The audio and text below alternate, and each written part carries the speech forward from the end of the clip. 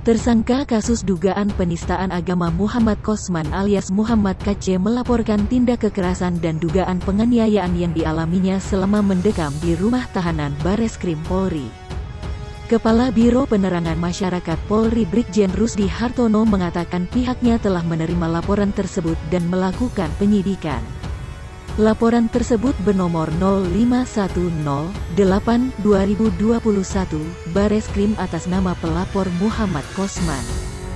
Pelapor melaporkan bahwa dirinya telah mendapat penganiayaan dari orang yang saat ini jadi tahanan di Bareskrim Polri.